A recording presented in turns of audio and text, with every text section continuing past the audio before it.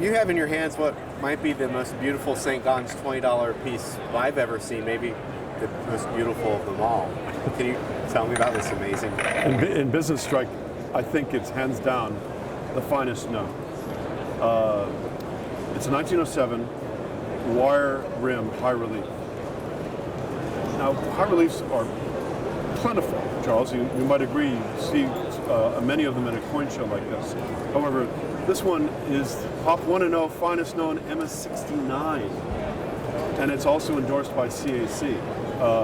It is the absolute epitome of perfection.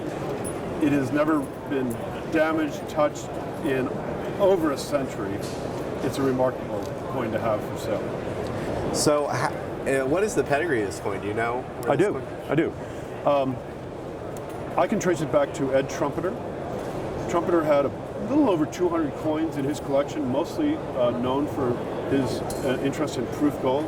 However, this coin was one of the keys and highlights of his collection.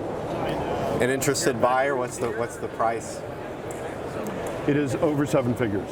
So Russ, this coin is graded MS69 by PCGS, finest known Pop 1, CAC certified. Yeah. Modern coin collectors or new collectors entering the hobby may look at that grade and see that is more in line with a modern coin like a Silver Eagle. Tell me why that grade is so rare for a coin of this age and this vintage.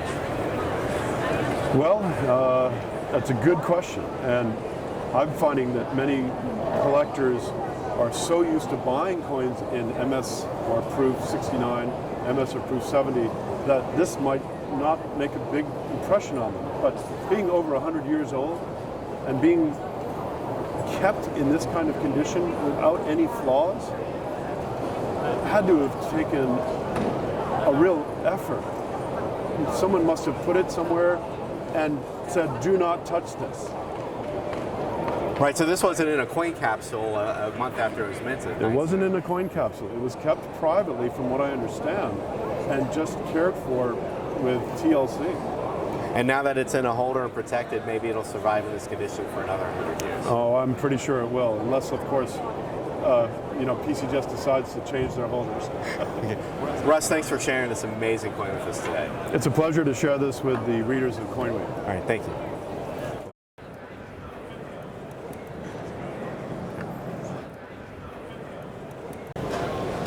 So Lee, I see you usually have something really unique and unusual at these shows.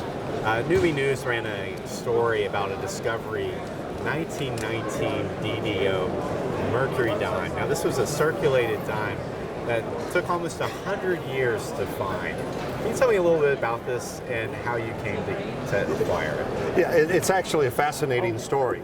The 1919 double die obverse mercury dime was only discovered in February of last year.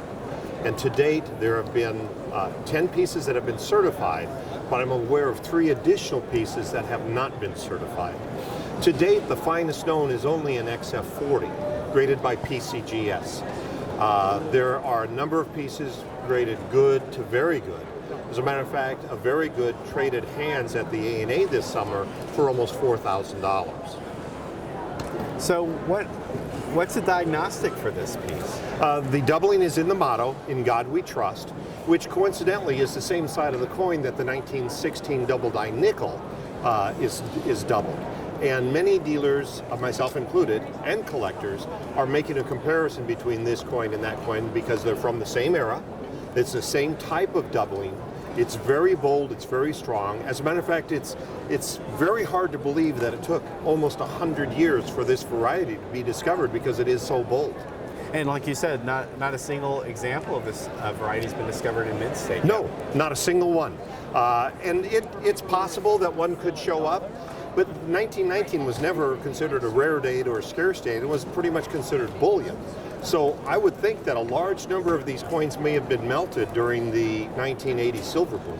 And what is the estimated value of your example? My example is approximately $10,000. Okay, very cool. Thanks for sharing that with us. You're welcome.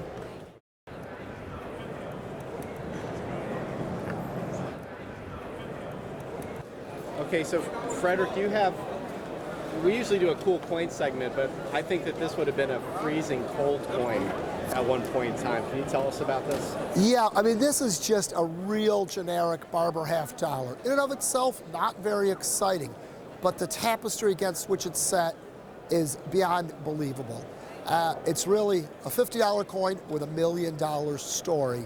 This came out of the pocket of one of the victims of the Titanic.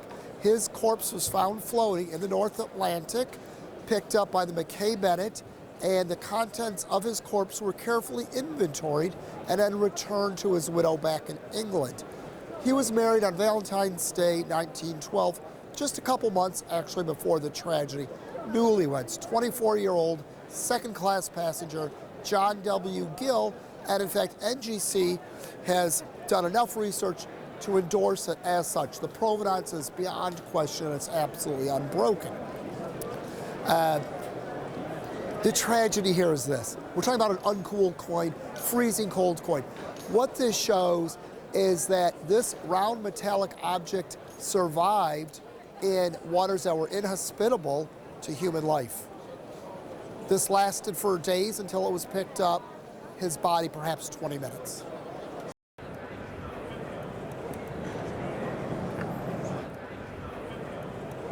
So David, we were shooting the Heritage Platinum Night auction to watch the 1894 S dime go down. Obviously that was the big coin. But it looks like you were very busy picking up some really nice pieces. Of all the coins you picked up, which one was your favorite? I wouldn't say it's my favorite coin that I bought, but it's certainly in the top three. I've got this Humbert 20. It's an 1852 over 1 Humbert 20. Most people have seen an assay office 20. These are similar, slightly different design, but much rarer.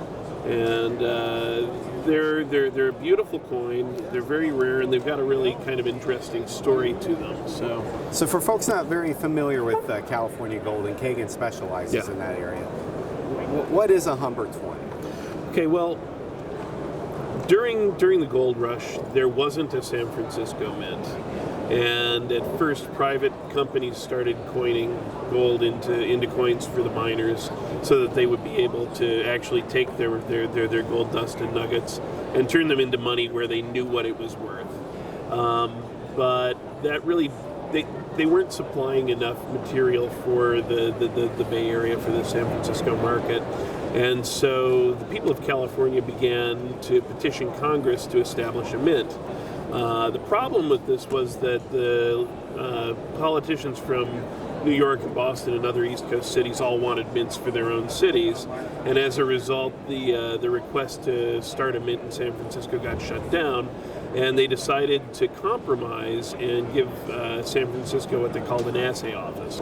So another thing to keep in mind, though, since this coin was struck in the 1850s, that request probably fell on deaf ears in Congress because Congress wasn't exactly getting along at that time. Well, there were definitely a couple of bellicose factions, one in the north and one in the south, and we all know what that led to. But what ended up happening in San Francisco is they ended up with an assay office, and the assay office was not supposed to strike coins. It was supposed to take people's gold, melt it down, and turn it into what they called ingots. And the design for these ingots is really quite interesting. It was octagonal, and if you've ever seen a lettered edge slug, that was an ingot in their mind. And their idea was that these ingots would be of varying thicknesses. So the ones that we see today are $50, but if they were twice as thick, they could have been $100, or 5 times as thick would have been $250. We've never seen one of those, although they may very well have been struck. However, this created a problem. There weren't really any private mints operating in 1851 anymore. There had been a great deal of controversy, and they'd been shut down. And imagine in the 1850s trying to deal with a situation where the only coins being made were $50 gold pieces. And how often do these come up for auction? I would say I see 1 or 2 a year now. There was a period of time where I didn't see any. My experience with them, though, is a lot of them are a little bit off quality. Even when they're in holders, it's kind of hard to find a really choice piece. And this one here is actually probably the nicest one I've ever handled. And in terms of quality for the grade, it's as good as it gets. And what is the grade? It's in a PCGS MS61 CAC holder, and I totally agree with the grade. The coin has copious luster, great color, no major detracting marks. It's really, for one of these, it's about as beautiful as it gets. And what's the estimated value? It's probably $150,000 coin or so.